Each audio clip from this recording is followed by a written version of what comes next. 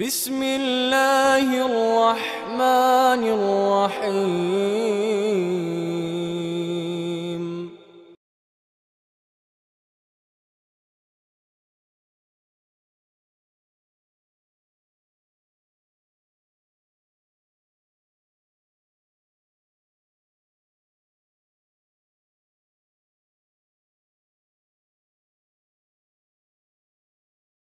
أعوذ بالله من الشيطان الرجيم يا أيها الذين آمنوا كتب عليكم الصيام كما كتب على الذين من قبلكم لعلكم تتقون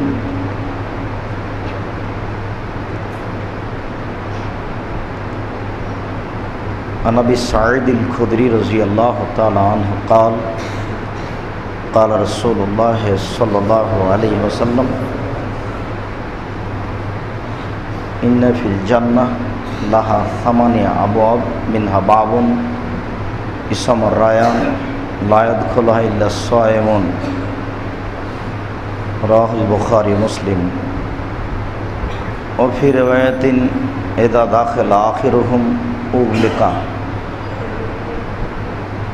رواه البيهقي بسند صحيح عن أمامة باهلي رضي الله تعالى عنه قال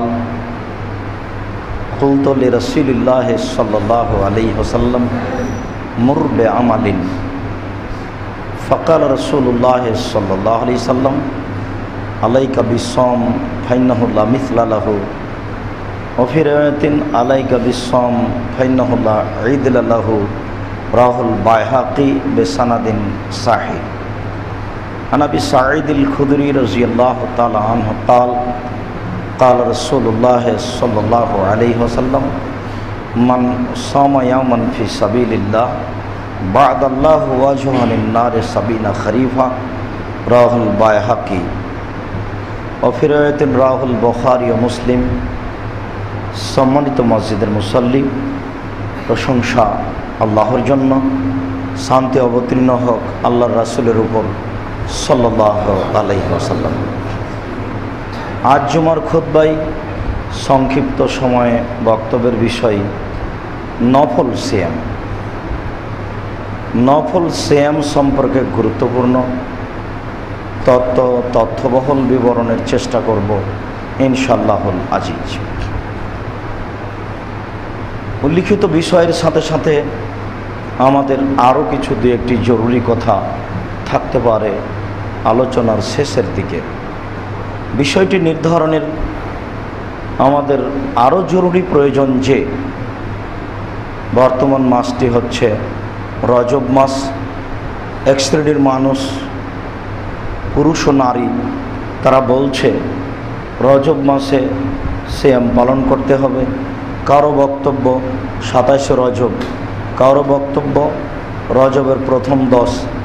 যে যেভাবে সুবিধা মনে করছে সে সেভাবে বলে নিয়ে মুসলমানকে, মুসলিম পুরুষ নারীকে বিদআত এর উপরে আমল করার জন্য উদ্বুদ্ধ করছে, যা নাজায়েজ হারাম, যার ফলাফল জাহান্নাম।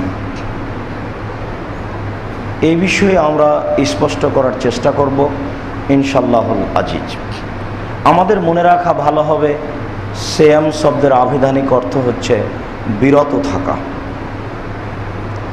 শরীয়তের পরিভাষায় ফজরের আজান থেকে নিয়ে সূর্য ডোবা পর্যন্ত খাওয়া পান করা, স্ত্রী মিলন, যাবতীয় অপছন্দ কথা ও কর্ম থেকে বিরত থাকার নাম সিয়াম। পক্ষান্তরে রোজা শব্দটির অর্থ হচ্ছে উপবাস থাকা। দুইটার মধ্যে কোনো সমতা নেই, অনেক অমিল। যা ভাবা প্রয়োজন মানুষ ভাবেও না, আমল করার প্রয়োজনও মনে করে না।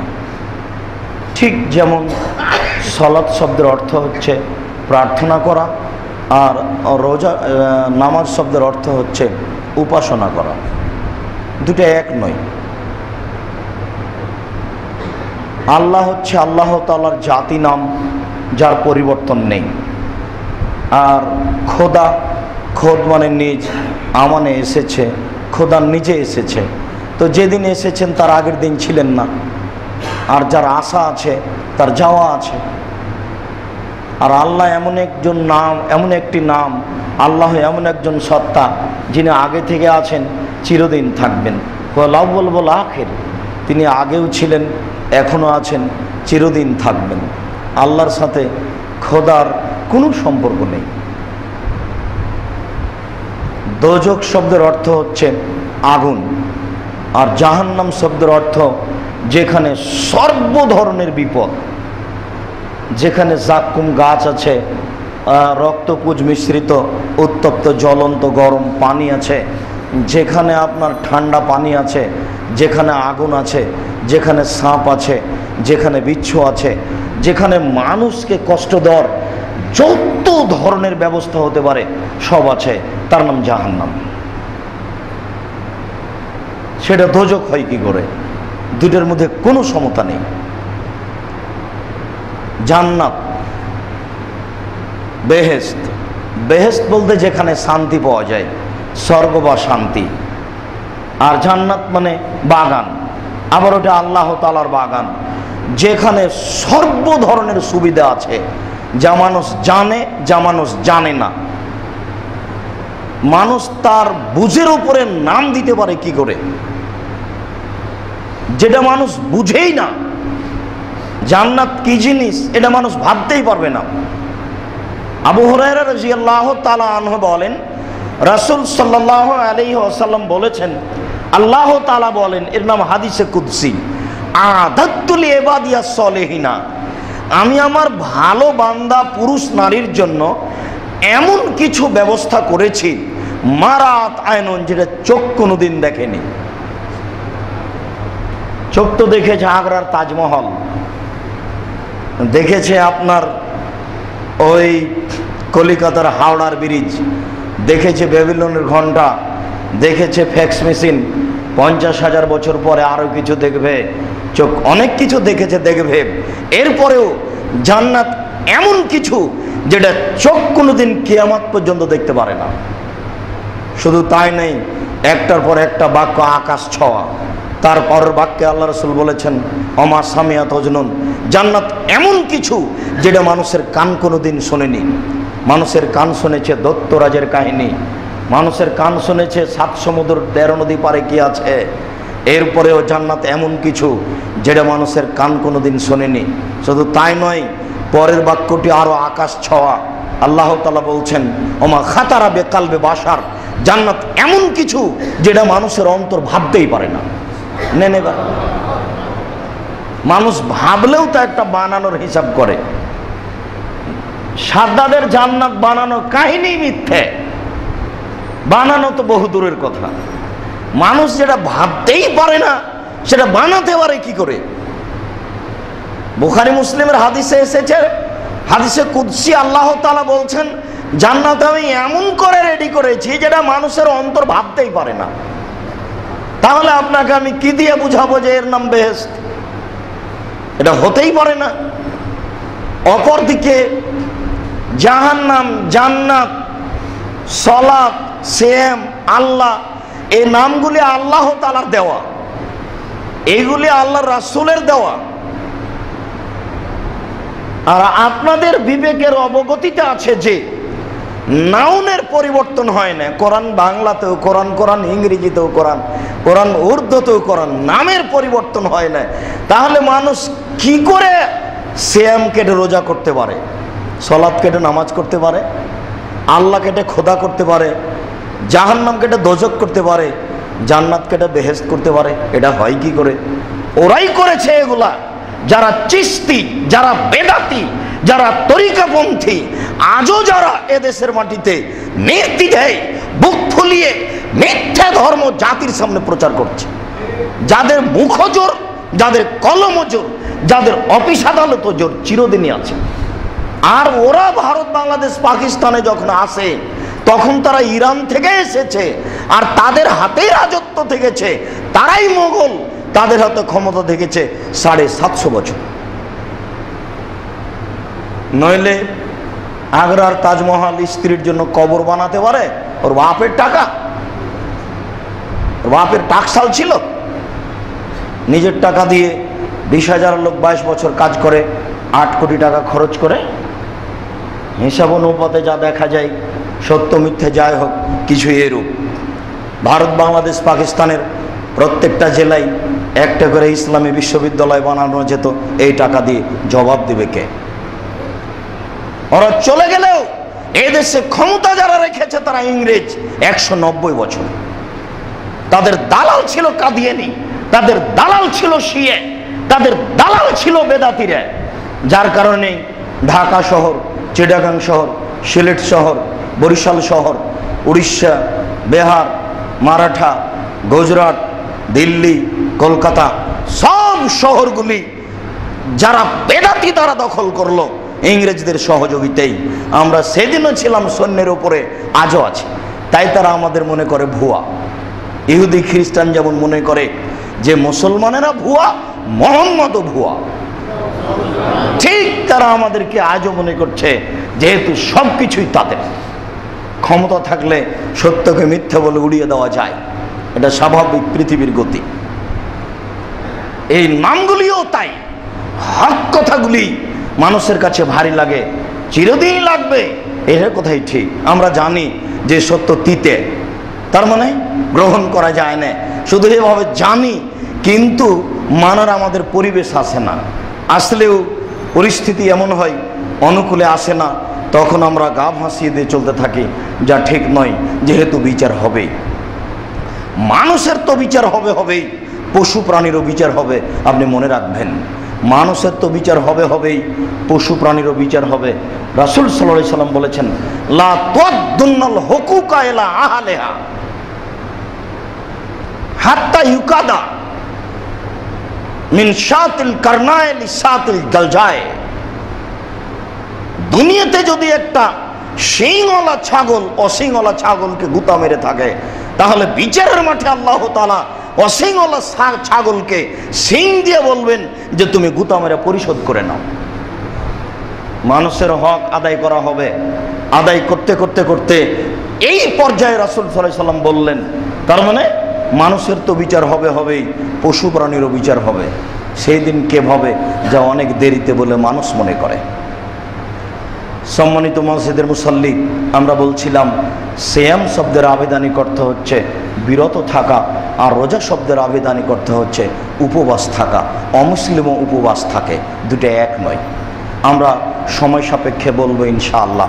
মহান আল্লাহ বলেন, ইয়া আইয়ুহাল্লাযীনা আমানু, হে বিশ্বাসীগণ, কুতিবা আলাইকুমুস সিয়াম, তোমাদের প্রতি সিয়াম ফরজ করা হয়েছে।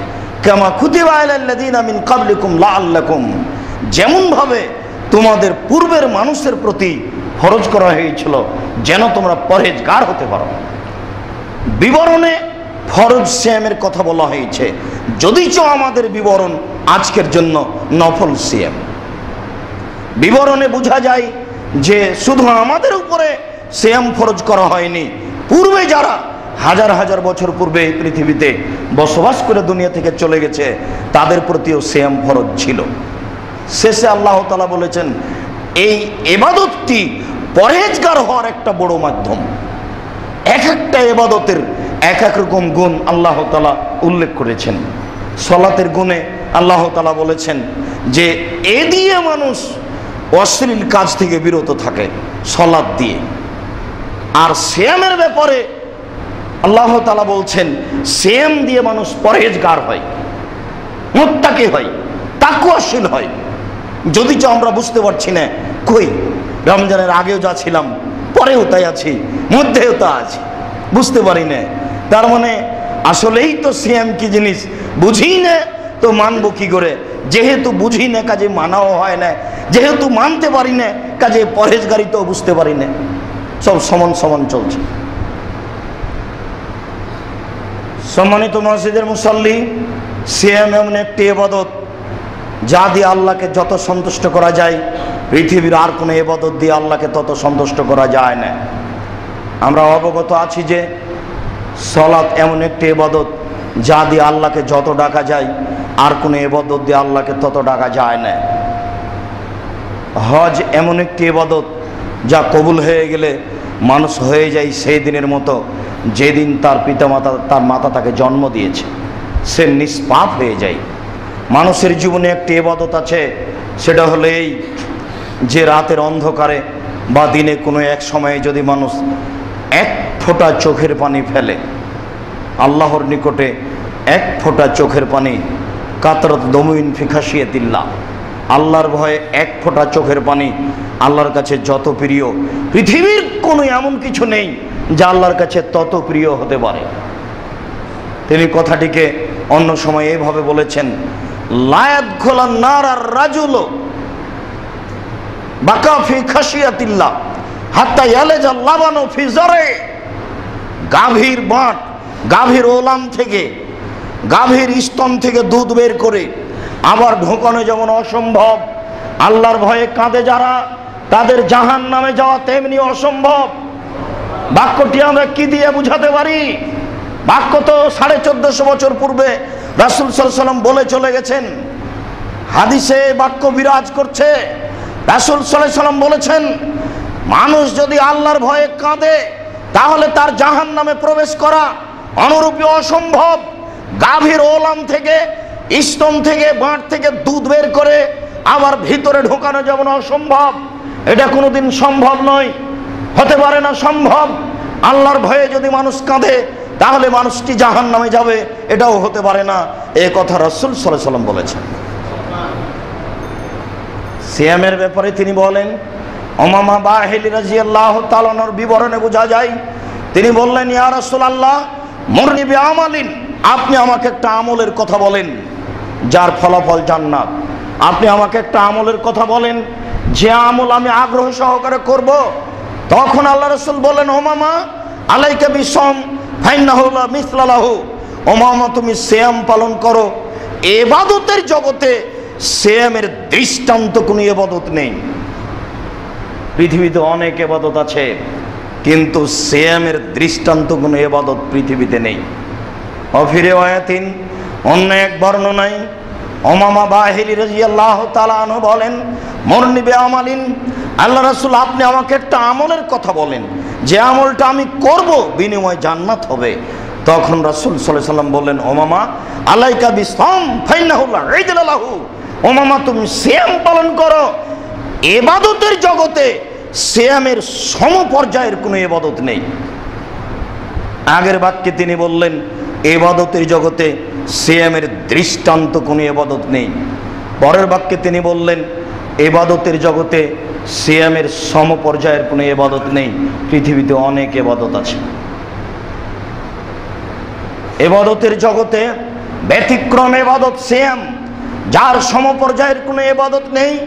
এই বাক্যটি আমরা কিভাবে বুঝতে পারি? আবু সাঈদ খুদরি রাদিয়াল্লাহু তাআলা আনহু বলেন, রাসূল সাল্লাল্লাহু আলাইহি ওয়াসাল্লাম বলেছেন, ইন্না ফিল জান্নাতি লাহা সামানি আবওয়াব, নিশ্চয় জান্নাতে 8টি দরজা রয়েছে।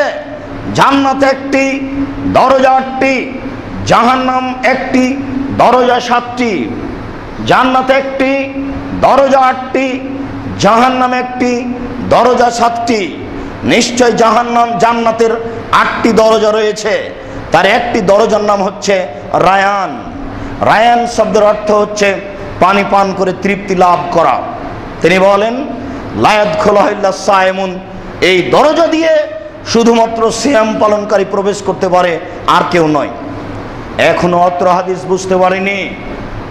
অন্য বর্ণনায় এই হাদিস এসেছে, রাসূল সাল্লাল্লাহু আলাইহি ওয়াসাল্লাম বললেন, ইজা দাখালা আখিরুহুম উগলিকা, সিয়াম পালনকারীর শেষ ব্যক্তি ঢুকে গেলে এই দরজা বন্ধ করা হবে।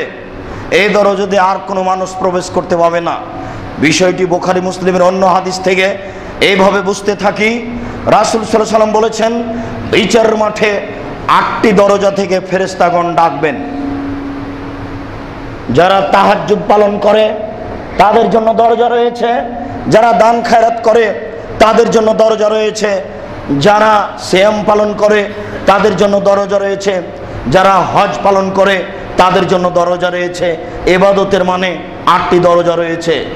দরজা থেকে ওই সময়ে সবাই চিৎকার করে ফেরেশতাগণ ডাকবেন, আসেন আসেন। যারা হজ করেছেন এই দরজা দিয়ে আসেন, যারা দান করেছেন তারা এই দরজা দিয়ে আসেন, যারা সিয়াম পালন করেছেন তারা এই দরজা দিয়ে আসেন। অবশ্য ওই সময়তে আবু বকর সিদ্দিক রাদিয়াল্লাহু তাআলা আনহু বলেছিলেন, আল্লাহর নবী, সব দরজা থেকে ডাকা হবে এমন কি কেউ আছে? তখন আল্লাহ রাসূল বললেন, হ্যাঁ আছে, তার মধ্যে তুমি একজন। আবু বকর, তুমি এমন একটা মানুষ যাকে সব দরজা থেকে ডাকানো হবে। কি দিয়ে বুঝায় আপনাকে এখন আবু বকর কত সম্মানী? ওটা ওই বিচারের মাঠ ছাড়া বোঝানো যাবে না। আমি এখানে যা বলতে চেয়েছি সেটা হলো এরপরে রাসূল সাল্লাল্লাহু আলাইহি ওয়াসাল্লাম বলেননি হজ পালনকারীর শেষ ব্যক্তি ঢুকে গেলে দরজা বন্ধ হবে, এই কথা তিনি বলেননি। দানকারীর শেষ ব্যক্তি ঢুকে গেলে দরজা বন্ধ করা হবে, এই কথা তিনি বলেননি। তাহাজ্জুদ পড়ার শেষ ব্যক্তি ঢুকে গেলে ওই দরজা বন্ধ করা হবে, এই কথা তিনি বলেননি। তিনি বলেছেন সিয়াম পালনকারীর শেষ ব্যক্তি ঢুকে গেলে ওই দরজা বন্ধ করা হবে। আর কোনো ইবাদত দিয়ে, সে যত দামি ইবাদত হোক না কেন, কোনো ইবাদত দিয়ে অন্তত ওই দরজা দিয়ে ঢোকার সুযোগ হবে না। সে যত বড় ইবাদত গুজার হোক না কেন। এমনিতেই আপনাকে কোনো সময়ে বলা হয়েছে যে একটা আশ্চর্য ইবাদত আছে যার নাম নম্র আচরণ, সদাচরণ। আবু দারদা রাদিয়াল্লাহু তাআলা আনহু বলেন, রাসূল সাল্লাল্লাহু আলাইহি সাল্লাম বলেছেন, ইন্না আসকালা শাইইন ফি মিজানিল মুমিন ইয়াউমাল কিয়ামা ইজা ফি মিজানিল মুমিন ইয়াউমাল কিয়ামা খুলুকুন হাসান। বিচারের মাঠে আদম সন্তান মুমিন পুরুষ নারীর দাড়ি পাল্লাতে সবচেয়ে যেটা ভারী আমল রাখা হবে সেটা হলো সদাচরণ, নম্র আচরণ। নম্র আচরণের উপর দিয়ে আর কোনো ভারী আমল নেই। এটা একটা আমল, এটা আশ্চর্য, যেটা আপনি টিকতেই পারেন না। আজকেই রিক্সা থেকে নামার সময়তে আপনার রিক্সাওয়ালার সাথে অনেক তর্ক হয়ে গেছে। আচ্ছা, আপনি মাস্টার ডিগ্রি পাস মানুষ, রিক্সাওয়ালার সাথে তর্ক করে আপনার কি হলো? আপনার কি সবই টাকা নিয়ে নেবে? আচ্ছা, না হয় 20 টাকা বেশি চেয়েছে, এত কথা বললেন কেন? ভদ্রতা বিক্রি করে কি বাড়ি থেকে বের হয়েছেন নাকি? বুঝলাম না।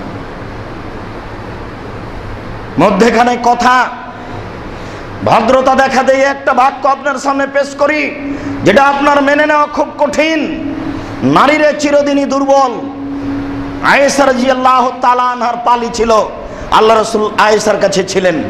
হাফসা কিছু তরকারি দিয়ে একটা বাটি পাঠিয়েছেন দাসীর হাতে। দাসী হাফসার পক্ষ থেকে তরকারি নিয়ে আয়েশার ঘরে ঢুকেছেন। আয়েশা বললেন, এই কি বাটিতে তরকারি? কে পাঠিয়েছে? হাফসা। শোনার সাথে সাথে বাটির উপরে এক থাবা মেরে বাটিটা ফেলে দিলেন, একবারে ভেঙে চুরচির হয়ে গেল। আল্লাহ রাসূল বাটিটা উঠালেন, উঠিয়ে তাকে ঠিক করে সাজালেন, তারপরে এক পদার্থ দিয়ে জোড়া লাগালেন, এরপরে বাটিটা রেখে দিয়ে একটা নতুন বাটি আয়েশার দাসীর হাতে দিয়ে পাঠিয়ে দিলেন, যাও তুমি এটা নিয়ে যাও। বুখারী মুসলিমে এই পর্যন্ত আসলো, কিন্তু আল্লাহ রাসূল কিছু বললেন, এটা বোঝা গেল না। তিনি বললেন না, তুমি আশ্চর্য মেয়ে, আরে তুমি এই ধরনের মেয়ে, আরে আয়েশা তুমি এই কাজ করলে, একটা দাসীর হাতে থাবা দিয়ে বাটিটা ফেলে ভেঙে দিলে, মানে কোনো কথাই নেই। আপনার ভাষা তো আপনি জানেন অন্তত, আর আপনার স্ত্রী জানে, ছেলে মেয়ে জানে। দেখেন, আর কোনো শব্দ নেই। তিনি এ কথাও বলেননি এরকম একটা কাজ করলে তুমি, এই কথা বলেছেন, তার প্রমাণ নেই। আপনাকে আমরা ভদ্রতার হিসাব দেখাতে পারি তিনি কত ভদ্র মানুষ। বলছিলাম, ইবাদতের জগতে মানুষের যত ইবাদত আছে তার সবচেয়ে গুরুত্বপূর্ণ ইবাদত যদিচ সদাচরণ, যেটা বিচারের মাঠে সবচেয়ে ভারী। এরপরেও ইবাদতের জগতে ব্যতিক্রম ইবাদত হচ্ছে সিয়াম, যার তুলনায় পৃথিবীতে আর কোনো ইবাদত নেই। আপনি দেখুন, ধারাবাহিক আপনার সামনে আমি পেশ করছি যাতে করে আপনার সামনে বিষয়টি স্পষ্ট হয়ে যায়। আবু সাঈদ খুদরি রাদিয়াল্লাহু তাআলা আনহু বলেন, রাসূল সাল্লাল্লাহু আলাইহি ওয়াসাল্লাম বলেছেন, মান সামা ইয়াওমান ফি সাবিলিল্লাহ বাদাল্লাহু ওয়াজহানিন নারে সাবিনা খারিফান। কেউ যদি আল্লাহকে সন্তুষ্ট করার জন্য একদিন সিয়াম পালন করে, তাহলে তাকে জাহান্নাম থেকে 70 বছরের পথ দূরে সরানো হবে। বুখারী মুসলিম। আবু সাঈদ খুদরি রাদিয়াল্লাহু তাআলা আনহু বলেন, রাসূল সাল্লাল্লাহু আলাইহি ওয়াসাল্লাম বলেছেন, মান সামা ইয়াওমান ফি সাবিলিল্লাহ বাদাল্লাহু আনিন নারে ওয়াজহাহু মিন মিয়াতে মাসিরা। কেউ যদি আল্লাহকে সন্তুষ্ট করার জন্য একদিন সিয়াম পালন করে, তাহলে তার থেকে জাহান্নামকে সরিয়ে দেওয়া হবে 100 বছরের পথ। আবু হুরায়রা রাদিয়াল্লাহু তাআলা আনহু বলেন, রাসূল সাল্লাল্লাহু আলাইহি ওয়াসাল্লাম বলেছেন, মান সামা ইয়াওমান ফি সাবিলিল্লাহ জালাল্লাহু বাইনাহু ওয়া বাইনা নারে খান্দাক কামা বাইনা সামাই ওয়াল আরজ। কেউ যদি আল্লাহকে সন্তুষ্ট করার জন্য একদিন সিয়াম পালন করে, তাহলে তার মাঝে আর জাহান্নামের মাঝে একটা গর্ত খনন করা হবে, যে গর্তের দূরত্ব ব্যবধান হবে আকাশ জমিনের ব্যবধান। আকাশ জমিনের ব্যবধান কি? রাসূল সাল্লাল্লাহু আলাইহি সাল্লামের যুগে একটা দ্রুতগামী ঘোড়া 500 বছর দৌড়ালে যত ছিল তত পথ ছিল জমিন থেকে আকাশের ব্যবধান। বর্তমান যুগে মানুষের তৈরি বাহন যানবাহন 500 বছর উড়ে গেলে একটা বিমান যত পথ যাবে, জমিন থেকে আকাশের ব্যবধান তত। 50,000 বছর পরে মানুষ সবচেয়ে যেটা দ্রুতগামী বাহন তৈরি করবে, সেটা 500 বছর উড়ে গেলে যত যাবে, জমিন থেকে আকাশের ব্যবধান তত। আপনাকে আমি কি দিয়ে বুঝাই জমিন থেকে আকাশের ব্যবধান কত? আপনাকে আমি কি দিয়ে বুঝাই মানুষের শক্তি আর আল্লাহর শক্তির মধ্যে সমতা কি? মানুষ বুঝে না যে আল্লাহ কি, কাকে বলে। তাই তো রাসূল সাল্লাল্লাহু আলাইহি ওয়াসাল্লাম বলছেন, ওয়াল্লাযী নাফসি বিয়াদিহি, আল্লাহর কসম, আমি মুহাম্মদ আল্লাহর কসম করে বলছি, লাউ তালামুনা মা আলামু লা বাকাইতুম কাসীরা ওয়া লা যাহাকতুম কালিলা। আমি যেমন আল্লাহকে জানি, তোমরা যদি আল্লাহকে জানতে, আমি যেমন আল্লাহকে চিনি, তোমরা যদি আল্লাহকে চিনতে, আমি যেমন আল্লাহকে বুঝি, তোমরা যদি আল্লাহকে বুঝতে, তাহলে বেশি বেশি কাঁদতে, কম কম হাসতে। কই হাসার তো সময়ই আসেনি আমাদের। আপনার বয়স 50 বছর, একদিন রাতে কেঁদেছেন? আল্লাহর ভয় মনে পড়ে? দিন রাত হাসি, একবার বউ নিয়ে, একবার বেটি নিয়ে, একবার বান্ধবী নিয়ে, একবার ভাবির সাথে, একবার টিভি নিয়ে, দিন রাত কত হাসি। আপনি বুঝতে পারছেন না পৃথিবী হচ্ছে ধোলা খেলার জায়গা। এ তো শহরে বসবাস করেন, আপনাকে আমি ভালো করে বুঝাতে পারবো না। আমরা রাজশাহী চাঁপাইনবাবগঞ্জ পল্লীর মানুষ। বাচ্চারা রাস্তাতে বসে ধুলা এক জায়গাতে জমা করে পেশাব করে, তারপর ওই পেশাবের উপরে, ধুলার উপরে একটু করে লাথি মেরে দৌড়িয়ে পালিয়ে যায়। এটা যেমন পৃথিবী তেমন। বলেন তো, তার ধুলা জমা করে পেশাব করে ঘর বানানোর দাম কি আছে? যদি আল্লাহ তাআলা এর চেয়ে দুর্বল উদাহরণ পেশ করেছেন, সেটা বলেছেন মাকুড়সার জাল হচ্ছে পৃথিবীতে সবচেয়ে দুর্বল ঘর। তা আপনি তো আর বুঝতে পারছেন না আল্লাহ কাকে বলে, কাঁদবেন কি করে? আল্লাহকে ভাবারও প্রয়োজন নেই, ভাবার সুযোগও নেই। যেদিনই পেটে বাচ্চা এসেছে, সেদিনই স্বামী স্ত্রী ভাবছে কোন স্কুলে ভর্তি করা যাবে, ইংরেজি শেখাতে হবে ছেলেকে। 5 বছর বয়সে কোটি টাকা খরচ করে, মাথায় গোবর ঢুকেছে। 5 বছরের ছেলের পিছনে কোটি টাকা খরচ করে। 7 বছরের ছেলেকে বানাবে মাইকেল মধুসূদন দত্ত, অথচ ইংরেজি শিখেছে 40 বছর বয়সে। 50 বছর বয়সে লন্ডন গেছে। আপনি 7 বছরের ছেলেকে মাসে 50,000 টাকা খরচ করে এত কিছু শিখাতে চাইলেন কি করে? কি হিসেব? তার মানে মানুষ তো ইমান আমান বিক্রি করে তো খেয়েছে, বুদ্ধিও হারিয়ে দিয়েছে। এটা হয় কি করে? আপনি কি দিয়ে আল্লাহকে চিনবেন, কি দিয়ে আল্লাহকে বুঝবেন? কাজে এই ব্যবধান বুঝতে পারবেন না। জমিন থেকে আকাশের ব্যবধান কত, মানুষ কোনোদিন হিসাব করতে পারবে না। জমিন থেকে আকাশের ব্যবধান কত, মানুষ হিসাব করতে পারবে না। আল্লাহকে সন্তুষ্ট করার জন্য যদি একদিন সিয়াম পালন করে, তাহলে আল্লাহ তাকে জাহান্নাম থেকে কত দূরে সরিয়ে দেবেন। সত্যই যদি মানুষ জানতো, তাহলে সিয়াম পালন করার চেষ্টা করত। আব্দুল্লাহ ইবনে আমর রাদিয়াল্লাহু তাআলা আনহু বলেন, রাসূল সাল্লাল্লাহু আলাইহি ওয়াসাল্লাম বলেছেন, আস-সিয়াম ওয়াল কুরআন ইশফায়ানি ইয়াউমুল কিয়ামা। বিচারের মাঠে সিয়াম এবং কোরআন আপনার পক্ষে কথা বলবে। বিচারের মাঠ যদি বুঝাতে পারতাম, তাহলে আপনার পক্ষে কথা বলা বিষয়টি কত সুবিধাজনক আর কত উপকারী ব্যাপার এটা বুঝাতে পারতাম। যেহেতু বিচারের মাঝ বুঝাতে পারছি না, কাজে সিয়াম আপনার কত বড় উপকারী, কোরআন আপনার কত বড় উপকারী আপনাকে আমি কি দিয়ে বুঝাই। বিচারের মাঠে কথা বলবে আঙ্গুল, যে আঙ্গুলে তাসবিহ গণনা করা হয়। বিচারের মাঠে কথা বলবে কালে পাথর, হজ করতে গিয়ে যেই পাথরে চুমা দেওয়া হয়, সত্য সত্যই যদি টাকা বৈধ হয় তাহলে কালো পাথর আপনার পক্ষে কথা বলবে। বিচারের মাঠে কথা বলবে আপনার পক্ষে কোরআন। এই জন্য রাসূল সাল্লাল্লাহু আলাইহি ওয়াসাল্লাম বলেছেন, আল কোরআন হুজ্জাতুন লাকা ওয়া আলাইকা। কোরআন তোমার পক্ষেও হতে পারে, কোরআন তোমার বিপক্ষেও হতে পারে। দিন রাত 24 ঘন্টা, মাস মাস, বছর বছর কোরআনটা কাপড় জুজদানের ভিতরে ঢুকে রেখে দিলেন। কোরআন আপনার পক্ষে কথা বলবে মানে ইতস্তবোধ হয় না? লজ্জাবোধ হয় না? খারাপ লাগে না? বিবেক নেই, বুদ্ধি নেই, বোধোদয় নেই, হিতাহিত জ্ঞান নেই, বোধগম্য নেই?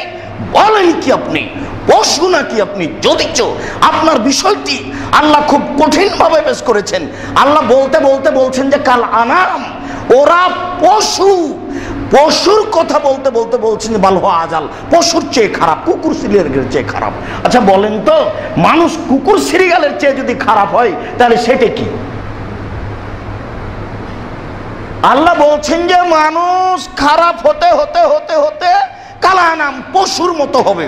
আচ্ছা পশুর পরেও আল্লাহ থামলেন না, বলছেন যে বাল হওয়া আজাল, পশুর চেয়ে খারাপ। মানুষ খারাপ হতে হতে কুকুর সিরিয়াল হয়ে গেছে। আচ্ছা এইটাই তো সবচেয়ে খারাপ, এর চেয়ে খারাপ আর কি হতে পারে? যখন কিছুই বুঝে না তখন মানুষ হলো কুকুর সিরিয়ালের চেয়েও খারাপ। সারা বছর কোরআনটা কাপড়ের ভিতরে ঢাকা আছে আপনার ঘরে, কোরআন আপনার পক্ষে কথা বলবে, এটা আপনি কি দিয়ে বুঝলেন? কোরআন আপনার জন্য কত বড় বিপজ্জনক, বিচারের মাঠ ছাড়া বুঝাতে অক্ষম। একদিন এক সন্ধ্যা পড়ার আপনার সময় হয় না। আল্লাহ রাসূল বলেছেন, বুখারী মুসলিম, কোরআন তোমার পক্ষে হতে পারে, কোরআন তোমার বিপক্ষে হতে পারে। পক্ষে হবে কিভাবে? কোরআন বিচারের মাঠে বলবে, রব্বি মানাতাহুন নাওমা বিল লাইলি ফাশাফাইনি ফিহি। আল্লাহ এই লোকটাকে আমি রাতে ঘুমাতে দিনি। আমি কোরআন বলছি, এর ব্যাপারে আমি সুপারিশ করছি, তুমি একে জান্নাতে দাও। আল্লাহ বলবেন, ঠিক আছে কোরআন, তোমার কথা শুনে নিলাম, আমি তাকে জান্নাতে দিলাম। বলেন এই বাক্যের অনুকূলে আপনি আছেন কিনা? আপনাকে আমি নিচে নামাতে নামাতে নামাতে একবারে ছোট স্তরে নিয়ে চলে আসলাম। দুনিয়াতে একটা ছোট্ট সূরা আছে যেটা আপনার মুখস্থ থাকার কথা, তার নাম সূরা ইখলাস। এটা তো যদি বুঝতে না পারেন, সেটা হলো কুল হুয়াল্লাহু আহাদ। 3 বার পড়লে 1 বার কোরআন মাজিদ পড়ার সমান নাকি হয়? জীবনে একটু সুযোগ হবে না? দেখেন তো মাঝে মধ্যে সুযোগ হয় কিনা। না হলে মাগরিবের পরে পড়েন। 3 বার পড়লে 1 বার কোরআন মাজিদ পড়ার সমান নেকি হবে। আপনি আবার ভাবিয়েন না যে এত নেকি হবে। এত নেকি ভাবলে তারা আল্লাহকেই চিনেন না আপনি। তার তো রহমতের অভাব নেই, আপনি কেন পড়তে পারেন না? অন্তত একবারে নিম্নে এসে এই কথাটা বললাম, অন্তত যাতে করে আপনার কাছে সহজ হয়। সেম বিচারের মাঠে বলবে, রব্বি মানাতুহু শাহওয়াতা বিন্নাহারে ওয়াত্তামা বিন্নাহারে ফাশাফাইনি ফিহি। প্রতিপালক, আমি দিনে এই লোকটিকে 2টি কাজ করতে দিনি। 1, আমি দিনে তাকে খেতে দিনি। 2, আমি দিনে তার প্রবৃত্তি অনুযায়ী চলতে দিনি। আমি তাকে ঠেকিয়ে রেখেছি। ফাশাফাইনি ফিহি, এই ব্যাপারে তুমি আমার সুপারিশ গ্রহণ করো। আল্লাহ তাআলা বলবেন, ঠিক আছে সেম, আমি তোমার সুপারিশ গ্রহণ করলাম, আমি তাকে জান্নাতে দিলাম। এখানে আপনার সাথে আমাদের জরুরি একটি কথা রয়েছে। সেম বিচার মাঠে কথা বলবে বটে, তবে 2টা কথা রেখে দিয়েছে। সেম বলবে প্রতিপালক, আমি তাকে 2টা জিনিস করতে দিনি। 1, দিনে খেতে দিনি। 2, প্রবৃত্তি অনুযায়ী চলতে দিনি। না খেয়ে থাকা সহজ, কিন্তু প্রবৃত্তিকে ঠেকিয়ে রাখা সহজ নয়। এই কথা নিয়ে আমাদের কথা হবে। আবারও আমরা বোঝার চেষ্টা করি। আল্লাহ তুমি তৌফিক দান করো। আল্লাহুম্মা আমিন। আল্লাহুম্মা সাল্লি আলাইহি, আল্লাহুম্মা বারিক আলাইহি।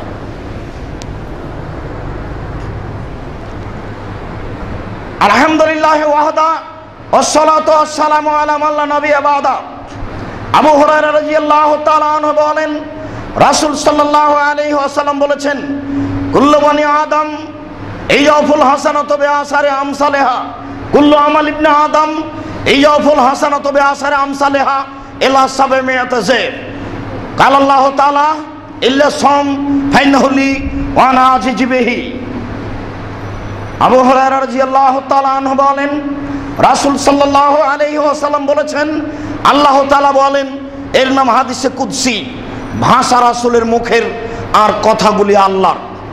আল্লাহ তাআলা বলেন আদম সন্তানের প্রত্যেক নেকিকে 10 থেকে 700 আরো বেশি করা হয়। যখনই আদম সন্তান কোনো নেকি করে, এক নেকি করলে আমি ফেরেশতাকে বলি 10 লিখো, এরপরে আমি বলি ওটা বাড়াতে থাকো 700 পর্যন্ত, তারপরে বলি আরো আরো আরো অনেক, বাড়াতেই থাকো। মানুষ যেমন ঘোড়ার বাচ্চা গরুর বাচ্চাকে খাওয়িয়ে লালন পালন করে বড় করে, আমি আদম সন্তানের নেকিকে এইভাবে বাড়াতে থাকি, এটা আমার কাজ। কাল আল্লাহ তাআলা, আল্লাহ তাআলা বলেন ইল্লা সম, তবে সিয়াম এরকম নয়, সিয়াম পালন করে 2-1 নেকি পাওয়া যায় না, সিয়ামে নেকি নাই। আব্দুর রাজ্জাক সাহেব বলেন কি কথা, সিয়ামে নেকি নাই মানে? জি, সিয়ামে এরকম কোনো নেকি নেই, 10, 5, 20 এরকম কোনো নেকি সিয়ামে নেই। আল্লাহ তাআলা বলছেন ফাইন্নাহু লি, সিয়াম আমার ব্যাপার, প্রতিদান আমি দিব, সিয়াম আমার ব্যাপার, প্রতিদান আমি দিব। ঠান্ডা রাতে, গভীর রাতে বিছানা ত্যাগ করে ওযু করে তাহাজ্জুদ পড়া খুবই কঠিন। যতই কঠিন হোক না কেন, আল্লাহ কোনোদিন কিয়ামত পর্যন্ত বলবেন না যে প্রতিদান আমি দিব। তিনি বলবেন, এই ফেরেশতা, তাহাজ্জুদের নেকি তোমরাই লিখে দাও। কোটি টাকা দান করেন তবুও হবে না, কোনোদিন আল্লাহ বলবেন না দানের নেকিটা আমি লিখে দিই। তিনি বলবেন, ফেরেশতা, দানের নেকিটা তুমি লিখে দাও। বৈধ টাকা দিয়ে হজ করে নিষ্পাপ হয়ে গেলেন মায়ের প্রসবের মতো, এরপরে আল্লাহ ফেরেশতাকে বলবেন না, ফেরেশতাকে বলবেন নেকি তুমি লিখে দাও, নিজে বলবেন না যে হজের নেকিটা আমি নিজে লিখি। কি দিয়ে আপনাকে আমি বুঝাই সিয়াম কি জিনিস আর হজ তাহাজ্জুদ সাদকা কি জিনিস। আমি যদি বুঝাতে না পারি তাহলে এটা আমাদের ব্যর্থতা, জাতির সামনে আমরা সঠিকভাবে দিন পেশ করতে পারলাম না। আর যদি সত্য সত্যই বুঝাতে পারি তাহলে আল্লাহ তুমি তৌফিক দান করো, আল্লাহুম্মা আমিন। মানুষ যেন আমাদের কথা কবুল করে এবং সে অনুযায়ী চলার চেষ্টা করে।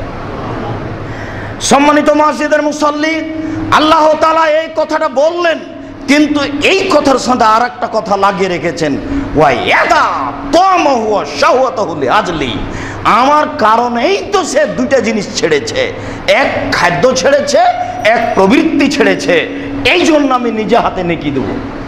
এরকম কোনো বাক্য সলাতের ব্যাপারে বলেননি, এরকম কোনো বাক্য হজের ব্যাপারে বলেননি, এরকম কোনো বাক্য দানের ব্যাপারে বলেননি, এরকম কোনো বাক্য যাকাতের ব্যাপারে বলেননি, এরকম কোনো বাক্য কান্নাকাটির ব্যাপারে বলেননি। শুধুমাত্র তিনি বলছেন আমি নিজ হাতে নেকি দিব। কেন? এর 2টি কারণ। একটি হচ্ছে আমার কারণে আমাকে সন্তুষ্ট করার জন্য খাদ্য ছেড়েছে, আর আমাকেই সন্তুষ্ট করার জন্য প্রবৃত্তিকে ত্যাগ করেছে। সম্মানিত মসজিদের মুসল্লি, প্রবৃত্তি কি জিনিস? আবু হুরায়রা রাদিয়াল্লাহু তাআলা আনহু বলেন রাসূল সাল্লাল্লাহু আলাইহি সাল্লাম বলেছেন, সালাসাতুন মুহলিকাতুন, পৃথিবীতে 3টি জিনিস আছে যার ফলাফল ধ্বংস, মানুষ তা করলে ধ্বংস হবেই। তার একটি হচ্ছে সৌহন্যতা, কৃপণতাকে মেনে নেওয়া। কেউ যদি কৃপণ হয় তাহলে সে ধ্বংস হবেই। তাই তো রাসূল সাল্লাল্লাহু আলাইহি সাল্লাম বলেছেন, লা ইয়াদখুলুল জান্নাতা বাখিল, কৃপণ জান্নাতে যাবে না। তাই তো তিনি দিন রাত সালাতের সালামের পূর্বে সকাল সন্ধ্যায় বলতেন, আল্লাহুম্মা ইন্নী আউযু বিকা মিনাল বুখল, হে আল্লাহ আমি তোমার কাছে কৃপণতা থেকে বাঁচতে চাই, আল্লাহ তুমি আমাকে কৃপণতা থেকে বাঁচাও, আল্লাহ তুমি আমাকে কৃপণতা থেকে বাঁচাও। এই কারণে রাসূল সাল্লাল্লাহু আলাইহি সাল্লাম বলেছেন, ওয়াত্তাকু শুহা ওয়া শুহা আহলাকা মান কানা ক্বাবলাকুম, তোমরা কৃপণতা থেকে বেঁচে থাকো। কৃপণতা পূর্বের মানুষকে ধ্বংস করেছে, তোমরা কৃপণ হলে তোমাদেরকে আল্লাহ ধ্বংস করবে। তাহলে কৃপণতা মানুষ যদি অবলম্বন করে তাহলে সে ধ্বংস হবেই। রাসূল সাল্লাল্লাহু আলাইহি সাল্লাম পরের বাক্যে বললেন, অহা মুত্তাবন, যে প্রবৃত্তিকে মেনে নেয় সে ধ্বংস হবেই। যে প্রবৃত্তিকে মেনে নেয় সে ধ্বংস হবেই, যে প্রবৃত্তিকে মেনে নেয় সে ধ্বংস হবেই। পরের বাক্যে তিনি বললেন, এই জাবুল মারিবে নাফসিহি, যে আত্ম অহংকারী, অর্থ সম্পদ বিদ্যার অহংকার করে সে ধ্বংস হবেই। সম্মানিত মসজিদের মুসল্লি, আবু হুরায়রা রাদিয়াল্লাহু তাআলা আনহু বলেন, রাসূল সাল্লাল্লাহু আলাইহি ওয়াসাল্লাম বলেছেন, হুজবাতিন নার বিশাওয়াত হুজবাতিল জান্নাত বিল মাকারিহ, অবশ্যই অবশ্যই জাহান্নামকে ঘেরা আছে প্রবৃত্তি দ্বারা, অবশ্যই অবশ্যই জান্নাত ঘেরা আছে নিয়ম নীতি কষ্ট কেলেস দ্বারা। জিবরাইল জাহান্নাম দেখে আসো, জাহান্নাম দেখে এসে জিবরাইল বললেন, তোমার মর্যাদার কসম, তোমার ইজ্জতের কসম, তোমার সম্মানের কসম, জাহান্নামে কি কেউ যাবে? হায় হায় হায়, জাহান্নামের একদিকের আগুন আর একদিকের আগুনকে ঝাপটা মেরে ধরে খাচ্ছে, এখানে কে যাবে? জিবরাইল যাও, আবার জাহান্নাম দেখে আসো। আবার জাহান্নাম দেখে এসে জিবরাইল বলছেন, তোমার মর্যাদার কসম, তোমার ইজ্জতের কসম, তোমার সম্মানের কসম, জাহান্নামে যাবে না এমন কি কেউ আছে? তার মানে জাহান্নামকে প্রবৃত্তি দ্বারা ঘেরা আছে। প্রবৃত্তির বিরোধিতা কে করতে পারে এটা জিবরাইল বিশ্বাসই করেন না, সেজন্য বললেন সবাই যাবে। দেখি প্রবৃত্তির উল্টা চলতে পারে কে? সকালে আজকে দাড়ি চেঁচে এসেছেন, দাড়ি চাঁচা হচ্ছে মন মতো চলা, প্রবৃত্তিকে মেনে চলা। এখনো প্যান্টটা টাকনোর নিচে আছে, তার মানে আপনি প্রবৃত্তিকে মানেন, মন মতো চলেন। নির্দ্বিধায় সুদ খাচ্ছেন, ঘুষ দিচ্ছেন, তার মানে আপনি মন মতো চলেন, জাহান্নাম আছে ধরা। জোর করে জমি দখল করেছেন, দলীয় দাপট দেখিয়ে বাড়ি দখল করেছেন, জুয়াচ্চর। পরের বাপের জমি দখল করো, দলীয় দাপটে হিসাব পাও না, পৈতৃক সম্পত্তি দেখি। কাপুরুষের সন্তান কাপুরুষ, তোমার বোধোদয় নেই, তোমার বোধগম্য নেই, তোমার হিতাহিত জ্ঞান নেই, তুমি দলীয় দাপটে মানুষের বাড়ি দখল করো, রাস্তাঘাট বন্ধ করো। কাপুরুষ, অশিক্ষিত সন্তান তুমি, তুমি বন্য, তুমি বর্বর, তুমি অসভ্য, তুমি ঘৃণিত, তুমি জাতির জন্য কলঙ্ক, তুমি জাতির জন্য বোঝা। কাপুরুষ, তুমি জাতির কে উপকার করতে পারো? তুমি জাতির উপরে জুলুম করার জন্য জন্ম নিয়েছ। তোমার বিদ্যা, তোমার বুদ্ধি, তোমার সম্পদকে কবর দিতে জন্ম নিয়েছে, তুমি মনে রেখো। তুমি দলীয় দাপট দেখিয়ে প্রবৃত্তির অনুসরণ করে চলো, তোমার জন্য জাহান্নাম অপেক্ষা করছে। শুনুন, মনে কিছু নেবেন না, আপনার মেয়ে এখনো বাজারে চলছে মাথায় কাপড় না দিয়ে, ও হিন্দুর মেয়ে। প্রবৃত্তি কাকে বলে? একই বলে, প্যান্ট পরে, গেঞ্জি গায়ে দিয়ে, বেহায়া হয়ে, স্তন উঁচু করে রাস্তাঘাটে ঘুরে, ও আবার তাহাজ্জুদ পড়ে, ও আবার রমজান মাসে রোজা থাকে, এই প্রবৃত্তির অনুসরণ করে, এর জন্য জাহান্নাম অপেক্ষা করছে। এর প্রবৃত্তি দিয়েই জাহান্নাম ঘেরা আছে। আপনার মেয়ে এখন মসজিদে আসলে কি হবে? বাড়িতে যাওয়ার সাথে সাথে সে দুলা ভাইয়ের কোলে বসে গল্প করে। বেহায়া, লজ্জাহীনা, পেয়েছে কি? মেয়ে তুমি সাবধান থাকো, তুমি জাতিকে অপমান করে, জাতিকে পাপী করে রমজান মাসে রোজা থেকে তাহাজ্জুদ পড়ে জান্নাত কেনার চেষ্টা করো না। তোমার চুল দেখলে পাপ হয়, তোমার হাত দেখলে পাপ হয়, তোমার মুখ দেখলে পাপ হয়, তোমার পা দেখলে পাপ হয়, তোমার গোটা দেহটাই হচ্ছে অন্যের জন্য পাপের বস্তু। তুমি প্রবৃত্তির অনুসরণ করো। তুমি মুসলমানের মেয়ে, তোমার লজ্জা হয় না? তোমাকে খারাপ লাগে না? তোমার লজ্জা হয় না? তোমাকে খারাপ লাগে না? বাপ বেটি লজ্জা বেঁচে খেয়েছ? বাপ বেটি লজ্জা বেঁচে খেয়েছ নাকি? তোমার ব্যাপারে রাসূল সাল্লাল্লাহু আলাইহি ওয়াসাল্লাম বলেছেন, আল হায়াউ মিনাল ঈমান ওয়াল ঈমান ফিল জান্নাহ। লজ্জাই হচ্ছে ঈমান, ঈমানই হচ্ছে জান্নাত। লজ্জাই হচ্ছে ঈমান, ঈমানই হচ্ছে জান্নাত। লজ্জা নেই যার, ঈমান নেই তার, ঈমান নেই যার, জান্নাত নেই তার। লজ্জাই হচ্ছে ঈমান, ঈমানই হচ্ছে জান্নাত। লজ্জা নেই যার, ঈমান নেই তার, ঈমান নেই যার, জান্নাত নেই তার। আপনি বলুন, আপনি প্রতি বছর হজ করতে যাচ্ছেন, আপনার পাশে আপনার মেয়ে বসে থাকে নগ্ন হয়ে, তাহাজ্জুদ পড়ে ধর্ম দেখাচ্ছেন। ধর্ম কি পৈতৃক সম্পত্তি? धर्म की राजशाही चांपाई हवाई लड्डू दोनों हाथ में लड्डू है, जो चाहे उसको खा ले, जो चाहे उसको छोड़ दे। जो धर्म की बापेर जमीने की যে আপনি এদিকে চাষ করতে পারেন, এদিক থেকে চাষ করতে পারেন, ইচ্ছা মতো চলবেন, অসম্ভব হতে পারে না। ধর্মের সাথে আপনার আপোষ চলতে পারে না। অতএব আজ থেকে পরিবর্তন হওয়ার চেষ্টা করুন। তাহাজ্জুদ পড়া লাগবে না, আগে মেয়েকে ঠিক করুন। কেন? তিন শ্রেণীর মানুষ জান্নাতে যাবে না। তিনি জোরালোভাবে বলেছেন, তিনি একবার বলেছেন তিন শ্রেণীর মানুষ কখনো যাবে না জান্নাতে। একবার তিনি বলেছেন তিন শ্রেণীর মানুষের উপরে জান্নাত হারাম, তিন শ্রেণীর মানুষের উপরে জান্নাত হারাম। তার এক শ্রেণীর মানুষ হচ্ছে আর দায়ুস। দায়ুস কে? আল্লাযী ইউকিরু ফি আল খাবাসা, যে তার বাড়িতে বেহায়াইর সুযোগ দিয়েছে, সে হলো দায়ুস। বাড়িতে আপনি কাপুরুষ বসে থাকেন, আপনার স্ত্রী বাজারে বাজারে হাট করে বেড়াই, বাজার করে বেড়াই, কাপড় কিনে বেড়াই, আপনার মরা হয়, মরতে পারেন না আপনি? বড় ছেলে কি আপনার মারা গেছে, আপনি মরেছেন নাকি? ওখানেও বাজারে যাবে, মোহর দেন আপনি, আর লোকে মারে ধাক্কা, খারাপ লাগে না? শরীরে কি সবই পুজ, একটুকু রক্ত নেই? শরীরে কি সবই পুজ, একটুকু রক্ত নেই? খারাপ লাগে না? শুনুন, 1450 বছর পূর্বে তিনি বলে গেছেন, আমি অনুবাদক, আমি অনুবাদ করে আপনাকে আমি শোনাচ্ছি। তিন শ্রেণীর মানুষ জান্নাতে যাবে না, তার মধ্যে আপনি একজন। দায়ুস জান্নাতে যাবে না। দায়ুস কে? যে তার বাড়িতে বেহায়াইর সুযোগ দিয়েছে, সে হলো দায়ুস। সে প্রবৃত্তিকে মেনে চলে, সেম তার পক্ষে কথা বলবে না। আর রাজনাত মিনান নিসায়ে, পুরুষের বেশধারী নারী, যারা পুরুষের জুতা স্যান্ডেল পরে, যারা পুরুষের শার্ট প্যান্ট পরে, যারা পুরুষের পোশাক পরে, যারা মাথার চুল ছোট করে, যারা রাস্তাঘাটে নির্দ্বিধায় গেঞ্জি গায়ে দিয়ে ঘুরে, এরাই হচ্ছে পুরুষের বেশধারী নারী। এরা জান্নাতে যাবে না, এরা জান্নাতে যাবে না, এরা জান্নাতে তো যাবে না, যাবে না, জান্নাতের গন্ধ পাবে না। যেই জান্নাতের গন্ধ 1 বছরের দূরত্ব পথ থেকে পাওয়া যায়। আমি অনুবাদক, আমি কিছু বাকি রেখে কথা বলিনি, আপনি মনে কিছু নিয়েন না।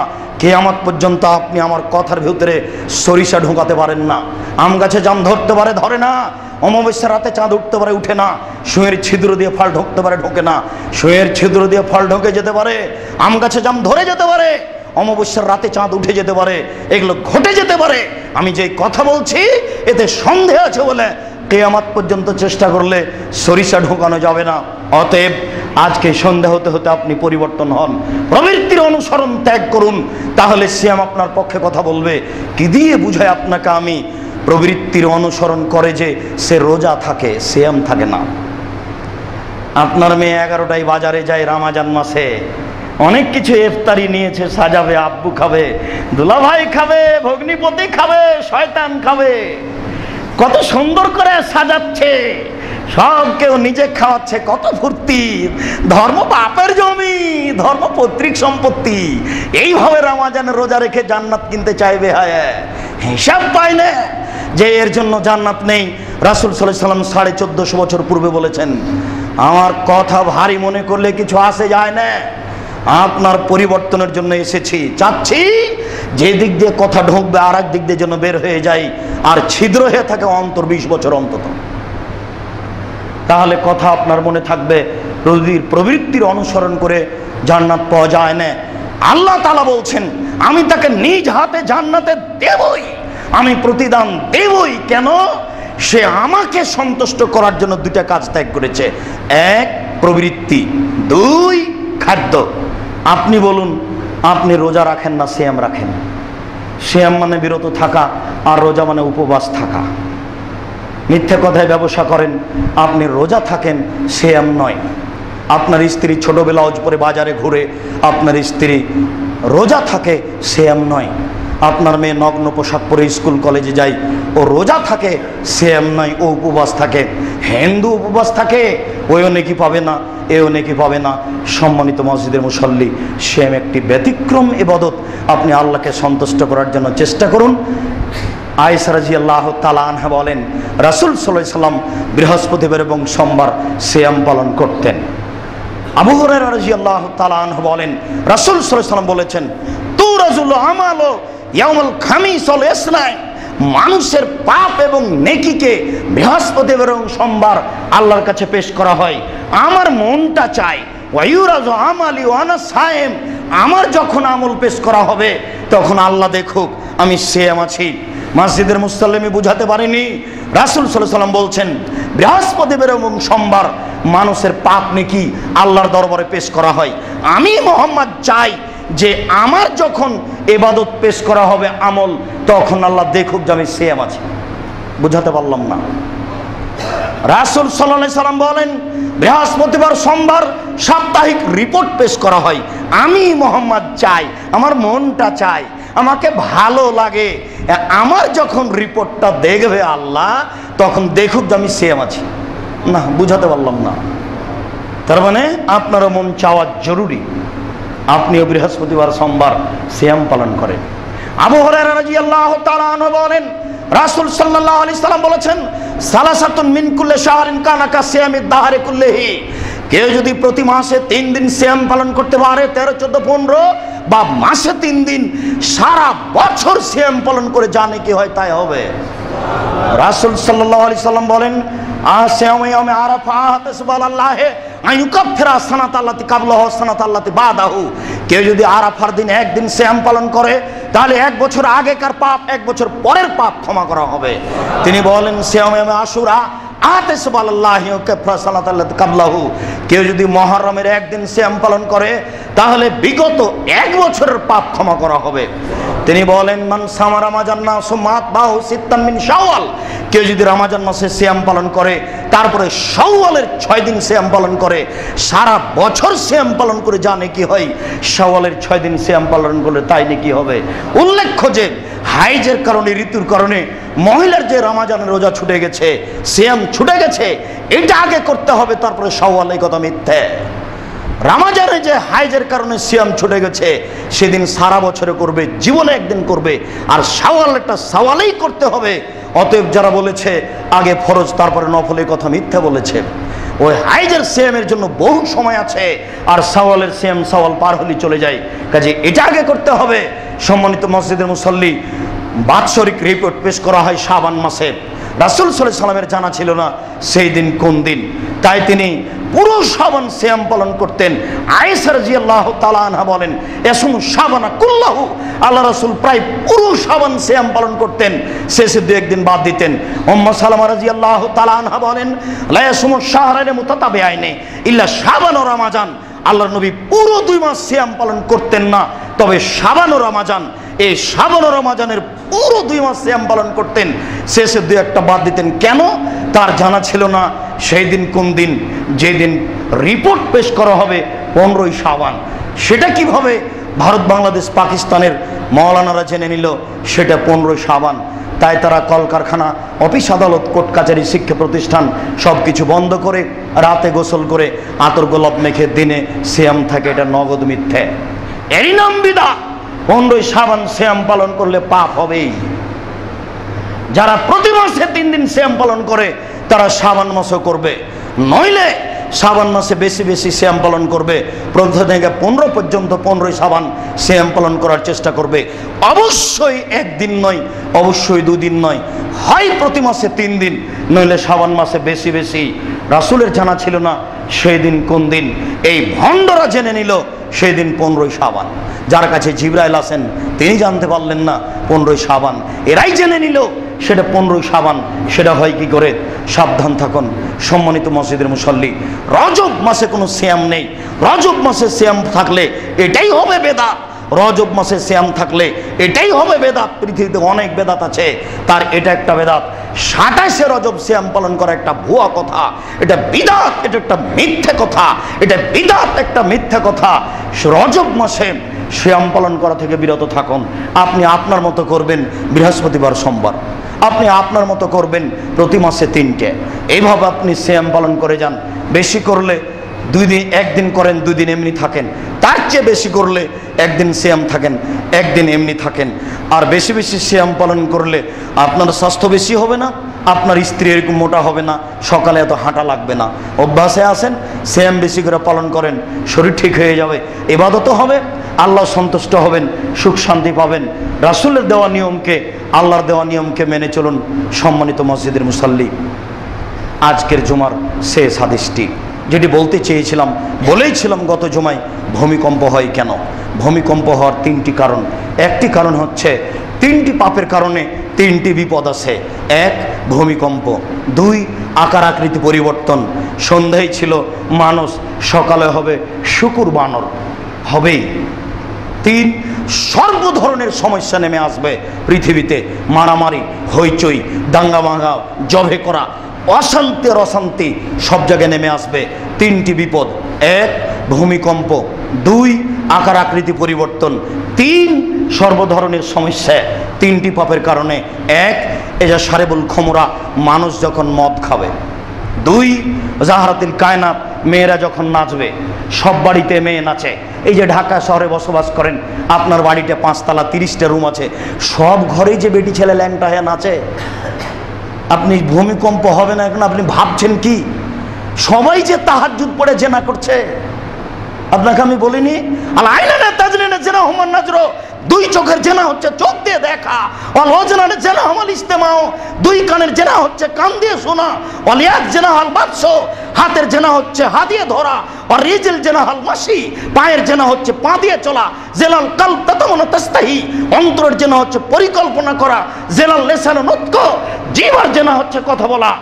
আপনার মেয়েকে যদি আমি বেশ্যালয়ের মেয়ে প্রমাণ করতে না পারি, আমি জাতির সামনে বক্তব্য দেব না। রাসূল সাল্লাল্লাহু আলাইহি ওয়াসাল্লাম বলেছেন, ইন্নাল মারাতা ইজাস্তাতারাত, যখন কোনো মহিলা সাজসজ্জা গ্রহণ করে, ঠোঁটে লিপস্টিক মাখে, সুমা মারাত বিমাজলিসিন, তারপরে মানুষের পাশ দিয়ে হেঁটে যায়, ভাইয়া কেদা হয় কেদা জানিয়ে, ও ব্যভিচারণী, ও ব্যভিচারণী, ও ব্যভিচারণী। আমি অনুবাদক জনাব, 1450 বছর পূর্বে যা আরবি বলেছেন আমি অনুবাদ করে শোনালাম। আপনি বলুন আপনার মেয়ে ব্যভিচারণী কিনা। মেয়েরা যেদিন নাচবে, সব মোবাইলে মেয়ে নাচে, সব দোকানে মেয়ে নাচে, সব টিভিতে মেয়ে নাচে। ল্যাংটা মেয়ে, বেশ্যালয়ের মেয়ে। বেশ্যালয়ের মেয়েকে দেখে চক্ষু ঠান্ডা করে কলিজা জুড়িয়ে জান্নাতের মেয়ে ভোগ করতে চান, এইসব পরিবর্তন করতে হবে এই মুহূর্তেই, কোনো সুযোগ নেই। এইসব পরিবর্তন করে একে বন্ধ করে ইবাদত করার চেষ্টা করতে হবে। তারপরে 2, 3, জারাবুবিল মাজেব, যখন বাদ্যযন্ত্র বেশি হয়ে যাবে তখন ভূমিকম্প হবেই। 3টি পাপের কারণে ভূমিকম্প হয়। এক, মানুষ যখন নেশাদার দ্রব্য পান করে, বিড়ি, তামাক, জর্দা, সিগারেট, গুল, নেশাদার দ্রব্য খায়, পান করে, বিগত সময় দেখে নেন। 2, মেয়েরা যখন নাচবে। 3, যখন বাদ্যযন্ত্র প্রকাশ পাবে, দেখেন সব দোকানে বাদ্যযন্ত্র, সব মোবাইলে বাদ্যযন্ত্র, সব ঘরে বাদ্যযন্ত্র। হেডমাস্টারের হেডমাস্টারই চলে না বাদ্যযন্ত্র ছাড়া। তাহলে আপনি বলুন ভূমিকম্প হবে না? ভূমিকম্প আরও হবে। আপনি ফিরে আসুন, অন্তত নিজেকে বাঁচান। আল্লাহ, তুমি বড় দয়াশীল, তুমি বড় ক্ষমাশীল, তুমি বড় রহমতের মালিক, তুমি বড় শক্তিশালী। আমরা মানুষ, আমাদের ভুল ত্রুটি থাকতেই পারে। তুমি সর্বশক্তিমান। তুমি আমাদের জুমার খুতবার শেষে একটা আবেদন কবুল করো, আমাদের অন্তর পরিবর্তন করো। আল্লাহুম্মা তুমি আমাদের অন্তর পরিবর্তন করে তুমি আমাদেরকে তোমার রাসূলের পদ্ধতি অনুযায়ী চলার তৌফিক দান করো। আল্লাহুম্মা আমিন। এটা পাওয়ার জন্য আমাদের জন্য সহজ হয়ে যায়, তুমি এটা কবুল করো। আল্লাহুম্মা আমিন। তোমার দরবারে আমরা সাক্ষী জানিয়ে বলছি, আশহাদু আল্লা ইলাহা ইল্লাল্লাহ ওয়া আশহাদু আন্না মুহাম্মাদুর রাসূলুল্লাহ। আমি সাক্ষ্য দিচ্ছি আল্লাহ ব্যতীত কোনো মাবুদ নেই, আর অন্তর থেকে সাক্ষ্য দিচ্ছি মুহাম্মদ আল্লাহ রাসূল। তুমি আমাদের দাবি কবুল করো, তুমি আমাদেরকে সঠিক পথে নিয়ে আসো। আল্লাহুম্মা আমিন। আমাদের যারা মারা গেছে তুমি তাদের কবরের শাস্তি মাফ করো। আমরা যারা অসুস্থ তুমি তাদের আরোগ্য দান করো। আমরা যারা বেঁচে আছি তুমি তাদেরকে তোমার রাসূলের পদ্ধতি অনুযায়ী চলার তৌফিক দান করো। এই দাবি, এই দাওয়া, এই দোয়া তোমার দরবারে রেখে আজকের জুমার সংক্ষিপ্ত খুতবা এখানেই শেষ করলাম। সাল্লাল্লাহু আলাইহি ওয়াসাল্লাম।